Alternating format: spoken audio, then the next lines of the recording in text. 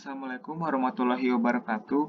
Perkenalkan, nama saya Yonatan Setiagita dengan NIM 200512140009. Pada kesempatan kali ini saya akan membahas presentasi mengenai standarisasi jaringan komputer. Dimulai dari pengertiannya, standarisasi jaringan komputer merupakan sebuah aturan main atau protokol yang digunakan agar semua orang atau pekerjaan dapat berjalan dengan baik. Kegunaannya yang pertama dapat digunakan banyak orang. Untuk sebuah hardware handphone, kita harus memiliki sebuah standarisasi untuk dapat menggunakannya pada banyak orang. Sebuah handphone harus memenuhi standar atau kriteria tertentu untuk dapat digunakan seperti frekuensi sinyal yang dimilikinya, kartu SIM apakah yang bisa dipakai pada handphone itu, dan lain sebagainya. Jadi intinya sebuah standarisasi ini harus dapat digunakan oleh banyak orang dan harus dapat berjalan dengan baik. Yang kedua, mempermudah komunikasi satu sama lain. Komunikasi sangat penting dalam kehidupan kita. Kita ambil contoh, apabila terdapat sekumpulan komputer pada satu vendor A yang sama terhubung ke dalam sebuah jaringan lokal atau LAN dengan protokol vendor tersebut, kemudian ada sebuah komputer lain dari komputer dengan vendor B ingin terhubung ke dalam jaringan tersebut yang tidak memiliki protokol dari vendor A, tentu komputer dari vendor B mengalami kesulitan untuk terhubung. Jadi, sebuah standarisasi harus dibangun dan diberlakukan secara umum untuk memudahkan komunikasi antar satu dengan yang lainnya. Yang ketiga, mempermudah melakukan pekerjaan. Sebuah standarisasi bila membantu kita dalam sebuah pekerjaan, contohnya dalam pembuatan kabel jenis crossover dan straight.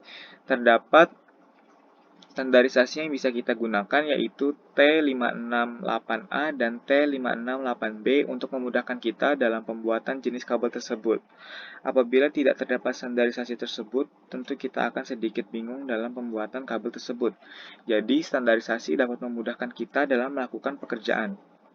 Yang kedua, atau pembahasan yang kedua, mengenai organisasi yang berperan dalam standarisasi jaringan komputer. Yang pertama, organisasi standarisasi untuk telekomunikasi. ITU atau International Telecommunication Union berperan sebagai organisasi yang menstandarisasi komunikasi telepon. Dibentuk pada tahun 1865 oleh beberapa anggota Eropa, di mana pada saat itu berperan untuk standarisasi kode Morse atau telegraf. ITU memiliki 3 layanan pokok. Yang pertama, Radio Communication Sector atau ITUR, Telecommunication Standardization Sector (ITUT) dimulai dari tahun 1956 sampai 1993. ITUT dikenal dengan nama CCITT atau Komite Konsultatif Internasional Telegraphic Telephonic. Salah satu yang memudahkan standarisasi adalah X25 Development Sector ITUD. Yang kedua, organisasi standarisasi internasional. Berbagai standar internasional dihasilkan oleh ISO atau International Standard Organization, sebuah organisasi yang dibentuk pada tahun 1946.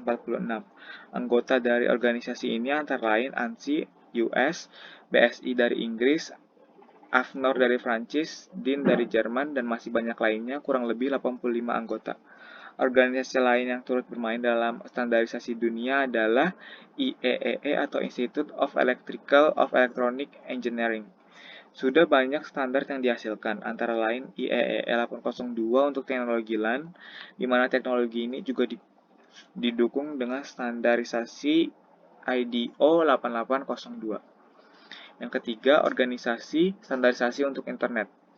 Untuk standarisasi internet, memiliki mekanisme tersendiri yang berbeda dengan ITUT maupun ISO. Mekanisme ini dibentuk pada awalnya sebuah komite informal yang dibentuk oleh DoD atau ARPANET terbentuk yang disebut dengan AAB atau Internet Activities Board. Pada komite inilah menampung semua ide atau pemikiran secara terbuka didiskusikan. Para anggota komite informal ini saling mempublikasikan technical report yang disebut RFC atau Request for Comment. RFC disimpan secara online sehingga siapapun dapat mengakses dan memberikan komentar. Setiap RFC yang masuk diberikan satu nomor urut. Pada tahun 1989, oleh karena internet terus tumbuh, maka diberlakukan suatu badan organisasi yang formal, maka IAB organisasikan kembali menjadi IRTF atau Internet Research Task Force yang juga dengan IETF Internet Engineering Task Force. Yang selanjutnya, pembahasan selanjutnya mengenai OSI atau TCP or IP. OSI atau Open System Interconnection adalah protokol yang menyatakan model jaringan yang melakukan interkoneksi tanpa memandang perangkat keras yang digunakan, sepanjang software telekomunikasi sesuai dengan standar. Lalu TCP or IP atau Transmission Control Protocol atau Internet Protocol, yaitu protokol jaringan yang dapat memberikan keleluasaan dalam berkomunikasi antara satu komputer dengan komputer lainnya dalam satu jaringan maupun platform yang digunakan berbeda. Selanjutnya, application layer. Yang pertama ada HTTP, Hypertext Transfer Protocol. Protokol yang dipergunakan untuk mentransfer dokumen dan web dalam sebuah web browser. Melalui www.http juga merupakan protokol yang meminta dan menjawab antar klien dan server. Yang kedua ada FTP atau File Transfer Protocol. Protokol internet yang berjalan dalam layer aplikasi yang merupakan standar untuk mentransfer file komputer antar mesin-mesin dalam sebuah jaringan internet. Yang ketiga ada NFS atau Network File System, jaringan komputer protokol yang memungkinkan pengguna di klien komputer untuk mengakses file melalui jaringan dengan cara yang sama dengan bagian penyimpanan lokal yang diaksesnya. Yang keempat ada DNS atau Domain Name System, protokol yang digunakan untuk memberikan suatu nama domain pada sebuah alamat IP agar lebih mudah diingat. Lalu ada POP3 atau Post Office Protocol, protokol yang digunakan untuk mengambil mail dari suatu mail transfer agen yang akhirnya mail tersebut akan di-download ke dalam jaringan lokal. Yang keempat ada MIME atau Multipurpose Internet Mail Extension, protokol yang digunakan untuk mengirim file binary dalam bentuk teks. Yang ketujuh ada SMB atau Server Message Block, protokol yang digunakan untuk mentransfer server-server file ke DOS dan Windows. Yang kedelapan ada NNTP atau Network News Transfer Protocol, protokol yang digunakan untuk menerima dan mengirim news group. Yang kesembilan ada DHCP atau Dynamic Configuration Protocol, layanan yang memberikan nomor IP kepada komputer yang memintanya secara otomatis. Lalu presentasi layer. Yang pertama ada Telnet, protokol yang digunakan untuk mengakses remote masuk ke suatu host berjalan secara line text. Yang kedua ada SMTP, Simple Mail Transfer Protocol, salah satu protokol yang bisa digunakan dalam pengiriman email di internet atau untuk mengirimkan data dari komputer pengirim email ke server email penerima. Yang ketiga ada SNMP atau Simple Network Management Protocol, protokol yang digunakan dalam suatu manajemen jaringan.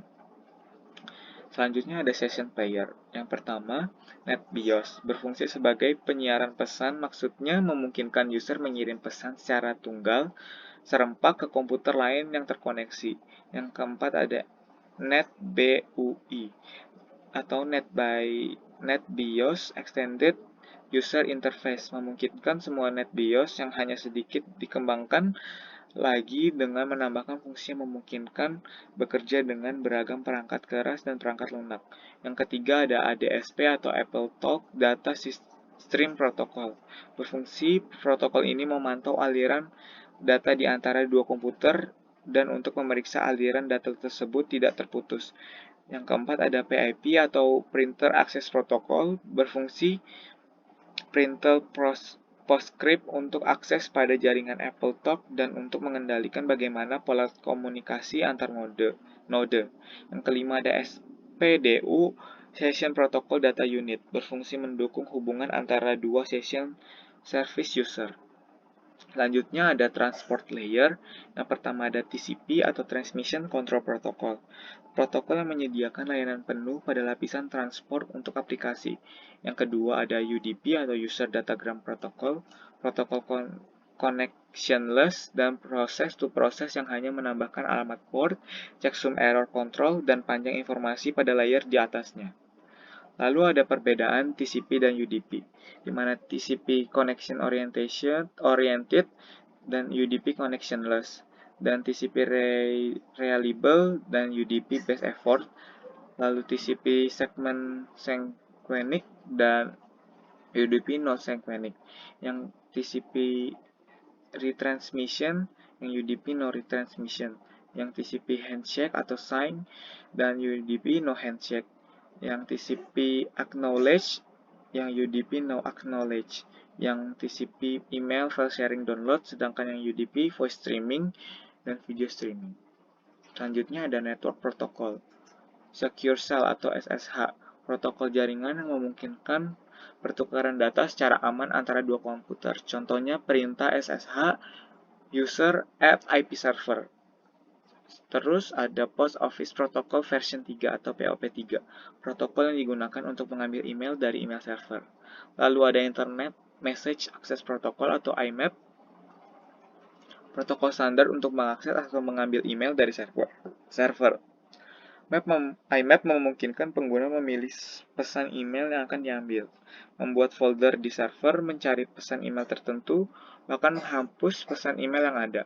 Selanjutnya ada Interconnection Control Message Protocol atau ICMP. ICMP utamanya digunakan oleh sistem operasi komputer jaringannya untuk mengirimkan pesan kesalahan yang menyatakan sebagai contoh bahwa komputer tujuan tidak bisa dijangkau. Selanjutnya ada Point-to-Point Protocol.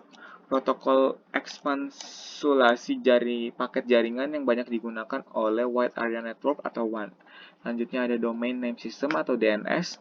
Distribute Database System yang digunakan untuk pencarian nama komputer atau name resolution di jaringan yang menggunakan TCP or IP. Selanjutnya ada HTTPS, versi aman dari HTTP, protokol komunikasi dari World Wide Web. Terima kasih, sekian presentasi dari saya. Assalamualaikum warahmatullahi wabarakatuh.